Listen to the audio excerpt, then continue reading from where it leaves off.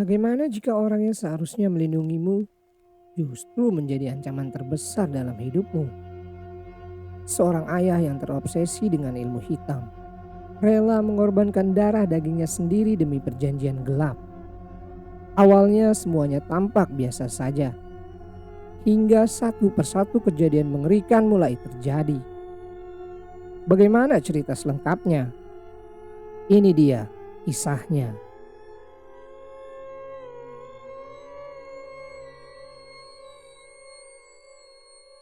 Namaku Putri. Kejadian ini terjadi di saat menginjak usia 4 tahun. Masih terekam jelas diingatan hingga saat ini. Berawal dari keegoisan ayah, ibu dan keluarga ibuku. Di mana saat itu kakek ayah dari ibuku mengetahui hubungan ayah dan ibu.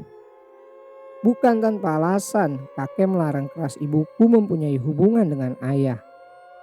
Dikarenakan kakek yang pada saat itu seorang yang terpandang dengan harta melimpah. Sementara ayah hanyalah orang biasa yang kurang berkecukupan. Ayah bercerita kepadaku, saat itu saking tidak sukanya kakek kepada ayah, kakekku sampai membayar preman untuk memukuli ayah.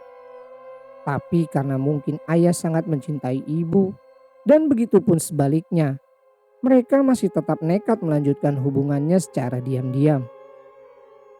Tapi itu tidak berlangsung lama, karena akhirnya kakek mengetahuinya lagi. Kembali, ayah menjadi bulan-bulanan preman kampung. Sejak kejadian saat itu, ayah pergi menghilang dari kampung, menuju Pulau Jawa untuk mendatangi satu gunung di daerah Jawa Tengah. Selama kurang lebih 1 tahun, ayah berguru, dan selama itu ibu mencari keberadaan ayah. Bahkan saat ibu akan dijodohkan oleh kakek pun ibu menolaknya. Dari hasil ayah berguru itu, ia dibekali satu kitab atau buku yang di dalamnya terdapat amalan atau tata cara seperti ritual. Ayah bercerita ritual itu yang tidak lain sebagai pemanggil setan atau jin, di mana jin tersebut disuruh oleh ayahku untuk mengganggu keluarga ibuku, terutama kakek. Entah apa yang terjadi, kakek yang tadinya sangat menentang keras hubungan ibu dan ayah. Tapi sejak ayah melakukan ritual itu, kakekku menjadi baik, bahkan langsung merestui ayah dan ibu untuk menikah. Kesempatan itu langsung tidak dilewatkan oleh ayahku yang langsung menikahi ibuku. Acara pernikahan pun dilaksanakan dengan sangat mewah dan dilangsungkan 3 hari 3 malam. Mulai acara dangdut sampai acara yang lain dilangsungkan. Yang membuat orang-orang heran, semua biaya pernikahan ditanggung oleh kakek. Malahan ayah tidak sepeser pun mengeluarkan biaya. Sampai segitunya, padahal dulu boro-boro ngasih uang. Lihat ayah dekat sama ibu saja, kakek pasti murka. Hari, bulan dan tahun pun berganti. Sampai ibu melahirkan aku. Dan di saat usiaku 4 tahun, di sini awal mula sifat ayahku berubah. Ayah yang saat itu dipercaya oleh kakek menjalani usaha keluarga, bahkan kakek sampai mempercayakan sepenuhnya kepada ayah. Ia mulai malas-malasan, mulai main perempuan dan lainnya. Setiap hari yang ayah lakukan hanya menghambur-hamburkan uang dengan cara main perempuan. Mungkin efek ritual yang dulu ayah lakukan mulai luntur. Dan akhirnya kakek kembali murka. Semua aset dan fasilitas diambil alih oleh kakek. Dan ayah pun diusir dari rumah. Karena pada saat itu juga ibu sudah sangat sakit hati dan tidak kuat dengan kelakuan ayahku. Akhirnya ibu pun menggugat cerai. Mendengar itu ayahku tentu tidak mau. Karena selama ini apa yang ayah punya semuanya dari keluarga ibu. Tapi saat itu ibu sudah benar-benar tidak tahan. Meski ayah tetap tidak terima dan pada akhirnya ayah dan ibuku resmi bercerai. Dari kejadian perceraian, diusirnya dari rumah. Ayah kembali mendatangi tempat ritual dulu, melakukan apa yang dilakukannya dulu, berharap kakek dan ibu bisa menerima ayah lagi. Tetapi ritual yang kedua ini gagal, karena sebelum melakukan ritual ada yang ayah lupa, yaitu puasa muti selama 40 hari. Sepeninggal ayah ke Jawa Tengah, ibuku memutuskan untuk menikah kembali dengan tetangga kami sendiri, yang tidak lain adalah teman ayah sendiri. Namun usianya jauh di bawah ibu. Entah siapa yang memberitahu ayah. Karena 3 hari berselang ayahku datang ke rumah kakek dengan membawa golok, mencari ibu dan suami barunya tersebut. Saat ayah datang, ia langsung mengamuk dan ingin menyerang ibu, ayah tiri dan kakek. Tapi beruntung karena dihadang oleh preman yang menjaga rumah kakek. Singkat cerita, karena ayah merasa kecewa oleh ibu dan kakek. Apalagi sekarang ibu menikah dengan teman sendiri, membuat ayah semakin gelap mata. Saat itu ayah kembali berguru. Tapi kali ini ayah langsung meminta kepada gurunya, ingin segera menumbangkan kakek dengan cara membuat kakek bangkrut. Dan disinilah awal mula ayahku melakukan perjanjian dengan jin, di mana guru dari ayahku itu menawarkan jika ingin cepat membuat kakek menderita, ayah harus melakukan perjanjian dengan jin, yang dimana perjanjian tersebut mengharuskan aku dinikahkan dengan jin tersebut. Aku yang saat itu tidak tahu apa-apa harus menjadi korban keegoisan mereka.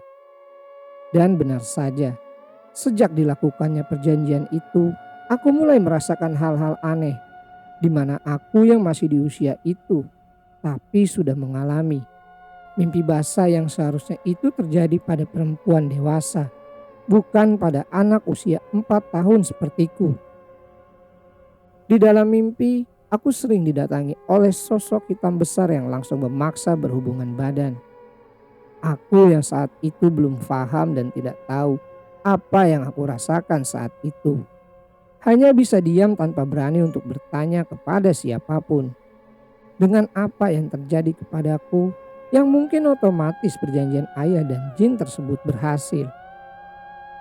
Terbukti hanya dalam waktu 3 bulan saja, kakekku mengalami kebangkrutan usaha yang kakek rintis dari dulu. Sekarang mulai habis dan melemah. Di waktu 3 bulan proses kakek mengalami kebangkrutan tersebut, ada hal-hal aneh yang setiap harinya terjadi di rumah ataupun di tempat usaha kakek.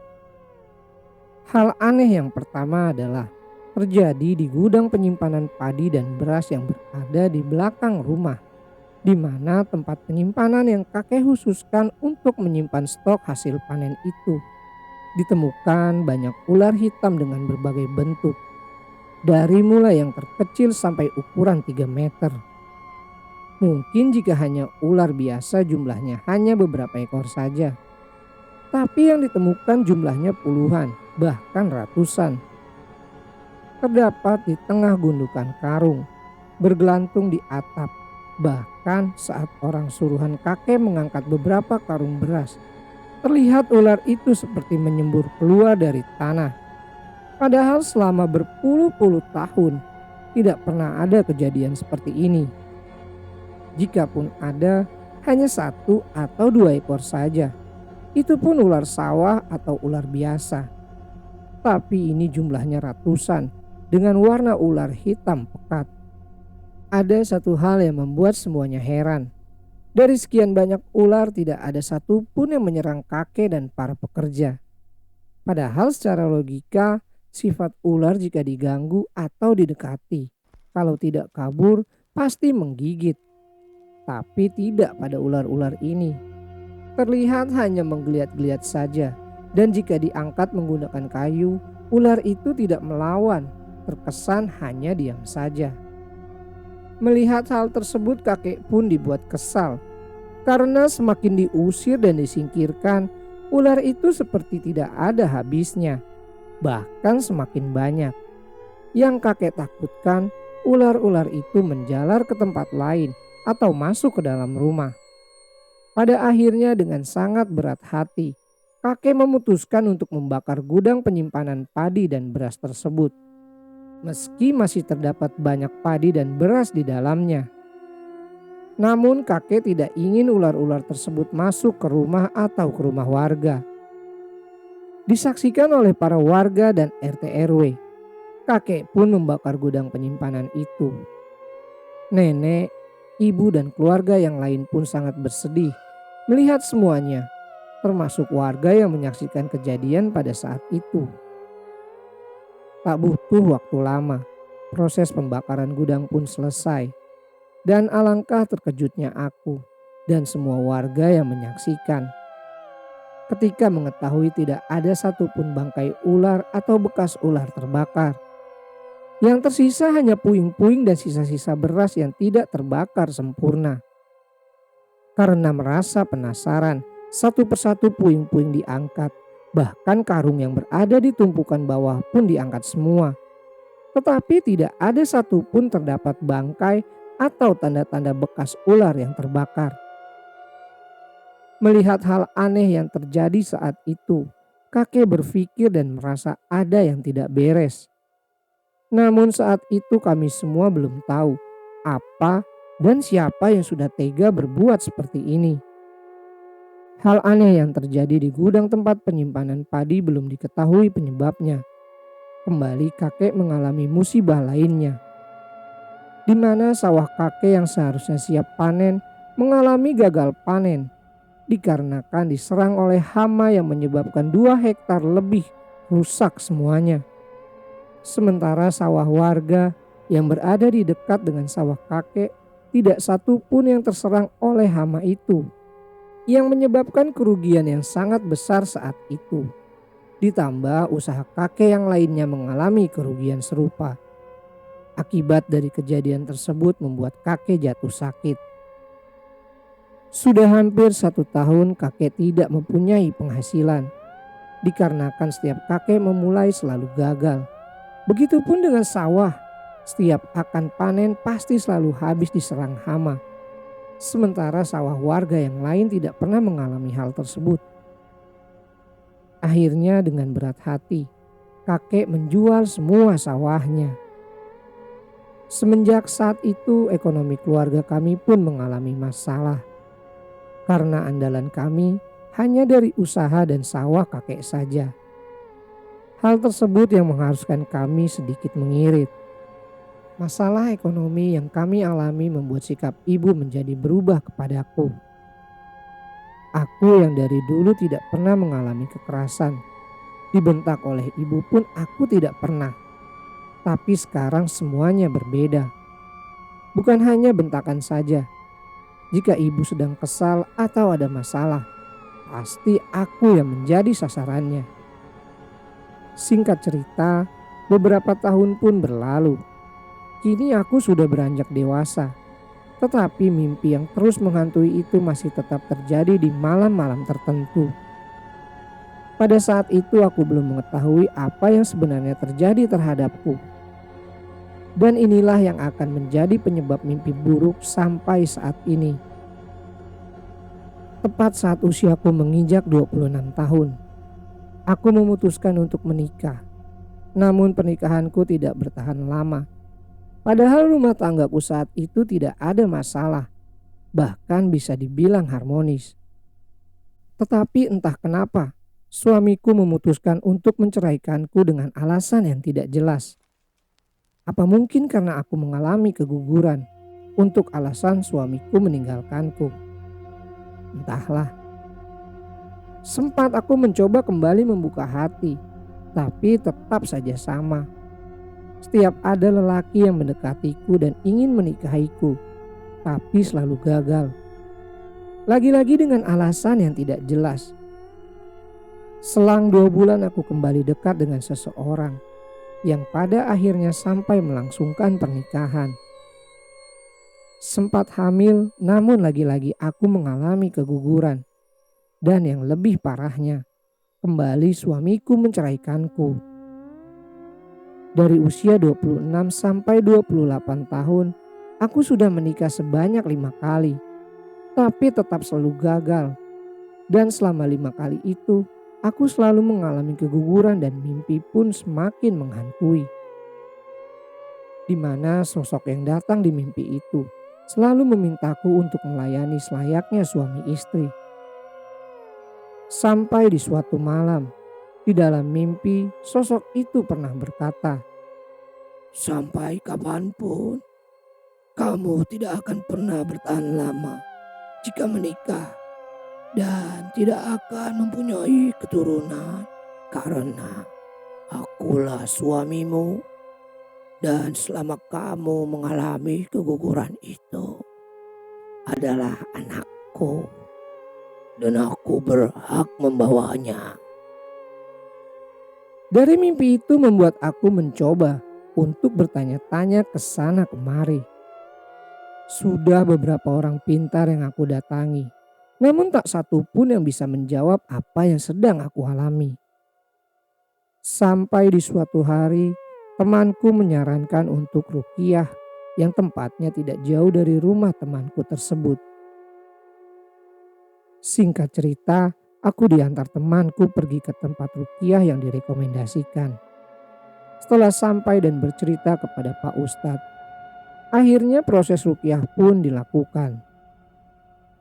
Dimulai dari Pak Ustadz membacakan beberapa kalimat Al-Quran. Aku masih sadar, tapi saat jari-jari Pak Ustadz seperti menusuk-nusuk di punggung. Yang aku rasakan saat itu punggungku seperti terbakar. Dan aku merasakan seperti ada banyak duri yang menancap di punggungku. Tak lama, pandanganku seketika menjadi gelap. Dan aku tak sadarkan diri. Menurut penuturan temanku saat aku tidak sadarkan diri, aku mengalami kerasukan dan mengamuk sambil berteriak kesakitan hingga makhluk yang ada di tubuhku pun memberitahukan semuanya. Makhluk itu memberitahu siapa dalang di balik semua ini, yang tak lain adalah ayahku sendiri. Di mana dalam perjanjian itu, sampai kapanpun aku tidak akan pernah bertahan lama jika menikah. Dan setiap ada orang yang mendekati, pasti ujungnya selalu menjauh. Dan aku pun tersadar kembali. Setelahnya aku langsung disuruh mandi. Entah dari mana saat aku mengguyurkan air, tiba-tiba ada beberapa kelabang jatuh dari badanku yang ikut tersiram. Sontak aku kaget dan langsung cepat-cepat menyelesaikan mandi. Selesainya aku memberitahukan kejadian tadi kepada Pak Ustadz. Dan Pak Ustadz menjawab, itu adalah salah satu gangguan yang ada di dalam tubuhku. Aku disarankan untuk menemui ayahku untuk mencabut perjanjian tersebut. Karena hanya ayahkulah yang bisa mengakhiri perjanjian itu. Tak ingin berlama-lama, esoknya aku menuju rumah ayahku yang jaraknya sangat jauh dari tempat tinggalku. Karena di luar kota. Singkatnya aku pun sampai di rumah beliau. Meski dengan perasaan was-was, akhirnya aku memberanikan diri untuk bertanya langsung tentang apa yang telah terjadi kepadaku dan kepada kakek. Ya, tolong ayah jujur sama Putri apa yang sudah ayah lakukan sama dan Putri. Putri pengen ayah jujur. Apa ayah gak kasihan sama Putri? Apa ayah tega lihat Putri yang sudah 5 kali menikah tapi selalu gagal? Tanyaku saat itu sambil menangis. Maafin ayah Putri sayang. Ayah terpaksa melakukan ini semua karena ayah sakit hati oleh kakek dan ibu kamu. Ayah sakit hati dengan kesombongan kakekmu. Ayah sakit hati oleh ibumu yang tanpa perasaan menikah dengan teman ayah sendiri. Jawab ayah sambil tertunduk. Bukankah itu semua kesalahan ayah sendiri? Apa ayah tidak sadar sebelum ini terjadi? Apa yang sudah ayah perbuat? Kakek dan ibu tidak akan mengusir ayah jika saat itu ayah tidak gelap dengan harta, tidak gelap dengan perempuan. Tapi kenapa ayah tega? Aku anakmu sendiri yang dijadikan tumbal perjanjian ilmu hitam yang ayah anut. Kenapa ya? Jawabku. Maafin ayah nak. Ayah menyesal Ternyata yang ayah lakukan salah. Ayah pikir ayah bisa merasakan senang dan puas melihat kakek dan ibumu hancur. Tapi ayah salah, ayah keliru. Sekarang kamu yang harus menanggung akibat dari keegoisan kami. Maafin ayah putri sayang. Semuanya sudah terjadi ya. Semuanya sudah terlanjur. Percuma disesali. Sekarang putri mohon sama ayah. Tolong batalin perjanjian ayah dengan jin sialan itu. Putri lelah ya. 24 tahun putri terus menerus diganggu. Terus menerus harus mengalami mimpi buruk. Didatangi sosok hitam. Dan harus sampai kapan putri selalu gagal menikah. Dan selalu gagal berumah tangga. Putri juga ingin seperti yang lain ya. Ingin punya rumah tangga yang utuh. Ingin punya anak seperti wanita lainnya. Jadi putri mohon dengan sangat. Tolong ayah akhiri semuanya. Putri mohon ayah batalkan perjanjian itu. Ayah mohon maaf nak. Ayah tidak bisa mengakhirinya. Guru ayah sudah meninggal. Dan kitab atau buku bacaan mantra pun sudah hilang. Ayah sudah mencoba. Tapi tidak bisa. Maafin ayah ya nak. Mendengar jawaban dari ayahku, seketika jantungku terasa berhenti. Apa aku harus mengalami ini selamanya? Ucapku dalam hati. Aku benci ayah, aku benci. Teriakku sambil beranjak pergi dari rumah ayah. Hari dan bulan pun berganti. Aku harus pasrah menerima semuanya. Akibat dari keegoisan orang tuaku. Aku yang harus menanggung semuanya. Banyak sudah yang berusaha mendekatiku. Tapi akhirnya selalu pergi tanpa sebab. Sampai di suatu hari aku bertemu dengan seorang lelaki. Yang awalnya hanya sekedar teman curhat. Semua masalahku aku curahkan kepadanya. Dan alhamdulillah dia mau menerima. Dan tidak mempermasalahkan masa laluku. Dan akhirnya kita menikah. Pernikahan kami menginjak genap 1 tahun. Akhirnya aku kembali hamil. Karena aku takut kehamilan ini kembali gagal atau keguguran. Aku pun memutuskan tinggal di dekat tempat Pak Ustadz yang dulu meruqyahku. Selama kehamilan itu, alhamdulillah aku tidak pernah bermimpi didatangi sosok itu lagi. Sampai akhirnya aku pun sangat bahagia. Akhirnya anakku selamat dan aku melahirkan seorang anak perempuan yang sangat cantik. Tapi kebahagiaanku tidak lengkap karena lagi-lagi suamiku tiba-tiba menceraikanku dengan alasan yang sangat tidak jelas. Tapi kali ini aku tidak mempermasalahkan. Sekarang aku sudah memiliki anak yang sangat aku inginkan sejak dulu. Alhamdulillah sekarang anakku sudah berusia 3 tahun. Dan aku menulis cerita ini pun. Mimpi itu masih selalu hadir. Tetapi tidak sesering dulu. Mungkin alangkah lebih bijaknya aku mencoba menerima semuanya. Dan sekarang aku tidak lagi takut dengan perjanjian itu. Karena aku yakin Tuhan akan selalu memberikan perlindungan kepadaku dan anakku. Amin. Dan cerita pun selesai.